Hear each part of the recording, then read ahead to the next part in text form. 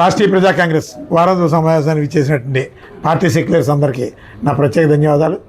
ఈరోజు ఆంధ్రప్రదేశ్లో విద్యా దోపిడీ భయంకరంగా ఉంది.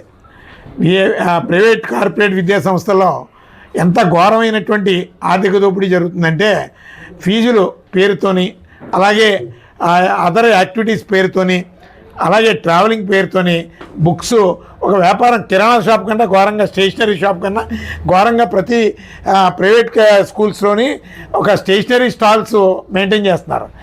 అమ్మకూడదని స్పెసిఫిక్ గైడ్లైన్స్ ఉన్నా ఆ విధమైనటువంటి వ్యాపారం కాదు.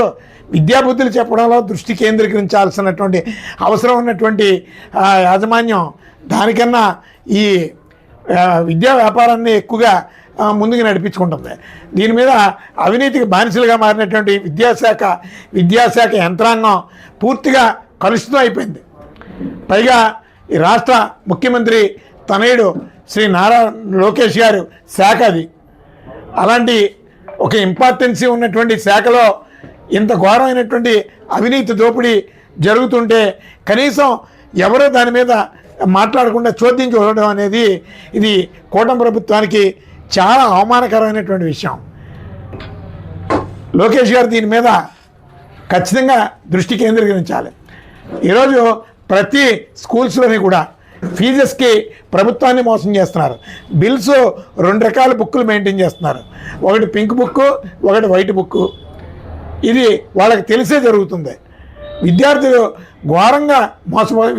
తల్లిదండ్రులు ఘోరంగా మోసపోతున్నారు. కష్టార్జితం అంతా కూడా ప్రైవేట్ విద్య మీదే వెచ్చించడం జరుగుతుంది. అసలు ప్రభుత్వాలు ఉన్నాయో లేదో తెలియదు. ఎందుకో కలెక్టర్ గారు కూడా దీని మీద ఖచ్చితంగా దృష్టి కేంద్రీకరించాలి. అలాగే ఒక టీచర్సు పేరెంట్స్ కోఆర్డినేషన్లో కమిటీలు ఉండాలని చెప్పి గతంలో కొన్ని గైడ్లైన్స్ కూడా ఉన్నాయి. దాని మీద కూడా ఎవరు మాట్లాడడం లేదు. విద్యా హక్కు చట్టాలు ఏమైపోతున్నాయో అర్థం కావడం లేదు. అలాగే ప్రతి విశాఖపట్నం లాంటి ప్రాంతంలోని రాజమండ్రి, కాకినాడ, గుంటూరు, విజయవాడ, నెల్లూరు, అలాగే కుప్పం చంద్రబాబు నాయుడు గారి కాన్స్టిట్యున్సీతో సహా తిరుపతి, ఇక ఘోరమైనటువంటి విద్యా వ్యాపారం లక్షలు పోసి తల్లిదండ్రుల కష్టార్జితం అంతా కూడా ఈ ప్రైవేట్ స్కూల్స్కి, కార్పొరేట్ స్కూల్స్కి వెచ్చించాల్సినటువంటి అవసరం వస్తుంది. అలాగే యూనిఫామ్ విషయంలో కానీ, అలాగే చివరికి షూ లేసులు కూడా వాళ్ళే అమ్ముతున్నారు.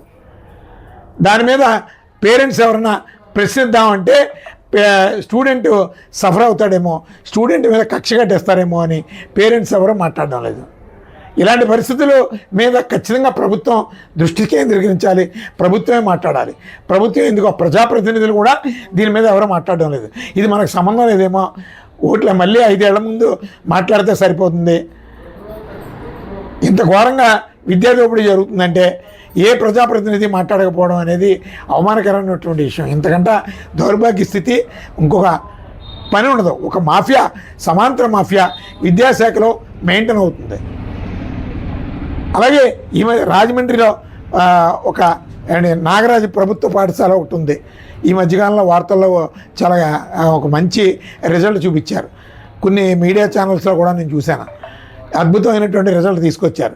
మరి ప్రభుత్వ పాఠశాలలు అన్నింటిలో కూడా అలా దీన్ని మోడల్గా తీసుకొని రాజమండ్రి నాగరాజు ప్రభుత్వ స్కూల్ని మోడల్గా తీసుకొని రాష్ట్ర వ్యాప్తంగా కూడా అది ఆ విధంగా ఇంప్లిమెంట్ చేయొచ్చు కదా, సంస్కరణలు చేపట్టచ్చు కదా.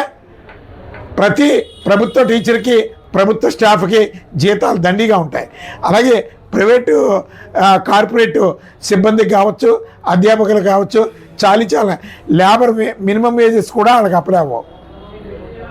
లేబర్ యాక్ట్ ప్రకారం కూడా వాళ్ళ శాలరీ అప్లై అవ్వదు.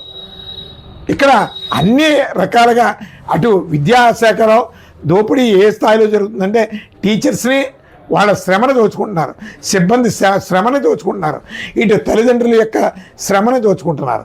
దీని మీద ప్రభుత్వాలు నిమ్మక నీరెత్తినట్లు వ్యవహరిస్తున్నాయి. దీని మూలంగా వ్యవస్థ నష్టపోతుంది, విద్యా దోపిడీ జరుగుతుంది, విద్య ఘోరంగా అమ్ముడిపోతుంది. దీని మీద ప్రభుత్వ అధికార యంత్రాంగం ఎందుకు ఉందో తెలియదు.